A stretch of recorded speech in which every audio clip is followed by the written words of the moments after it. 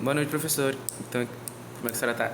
Estou aqui para fazer esse trabalho que a senhora passou sobre o capítulo 10 lá do roteiro que a senhora tinha passado, que é sobre a origem, evolução e diversidade das angiospermas. Elas dominam praticamente quase todo o reino vegetal e elas formam a maior parte das plantas vivas que nós temos hoje em dia, com cerca de 300 mil a 450 mil espécies diferentes. Ou seja, em qualquer lugar que a gente for olhar, a gente vai encontrar e ver que essa diversidade, essa evolução que elas tiveram é algo notório nos dias atuais. Para descobrir de onde as angiospermas vieram, os cientistas eles estudaram os fósseis e o DNA delas. O registro fóssil ela mostra que as primeiras angiospermas elas apareceram no Cretáceo inferior, há cerca de 130 milhões de anos. Então, até o mundo passado, ele já tinha angiospermas.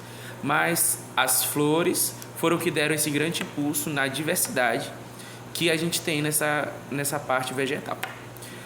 Existem algumas pesquisas recentes que eu estava vendo, né, que elas sugerem que esses sinais fósseis ainda mais antigos, mas não há um consenso, e que as angiospermas elas se tornaram dominantes mesmo no período do Cretáceo. Durante a sua evolução, esse grupo desenvolveu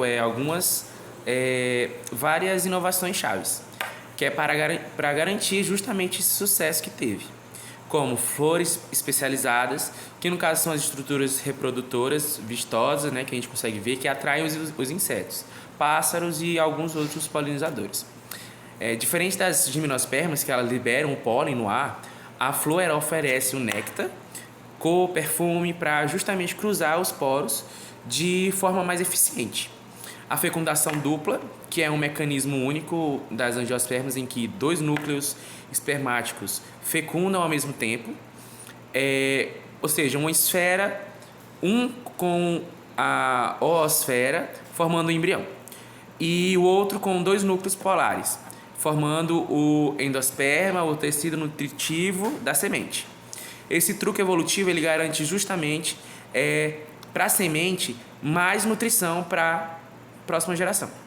E os frutos envolventes, que no caso depois da fecundação, as flores elas geram frutos que envolvem e protegem as sementes. Os frutos elas também atraem os animais, que ajudam justamente a dispersar as sementes para mais longe da mãe de origem, da planta de origem.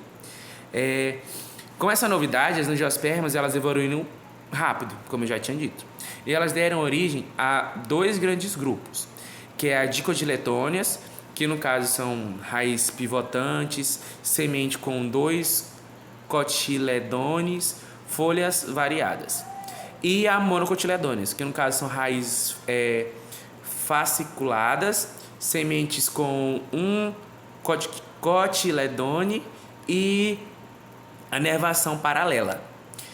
Junto com esses avanços, elas colocaram as angiospermas em destaque, enquanto as sumidas nos estágios iniciais, que no fim do Cretáceo elas já dominavam a paisagem. Ou seja, elas já estavam compondo a maior parte da vegetação terrestre. Aí a gente vai entrar na diversidade atual e a importância que eles têm no campo, né? Basicamente, as angiospermas elas estão por toda a parte, como eu tinha dito no começo, dos bosques, a área mais árida do bioma da caatinga, e elas se adaptam, ou seja, em qualquer bioma. Existem alguns exemplos que a gente pode citar. Por exemplo, a rosa. Ela é uma flor ornamental que a gente usa em jardins. A laranjeira e a mangueira, que no caso são árvores que têm uma importância na agricultura, o feijoeiro, que são gramíneas. Então a gente consegue ver que há essa diversidade em tudo que a gente observar. O eucalipto e o café são árvores brasileiras que têm um grande valor econômico também.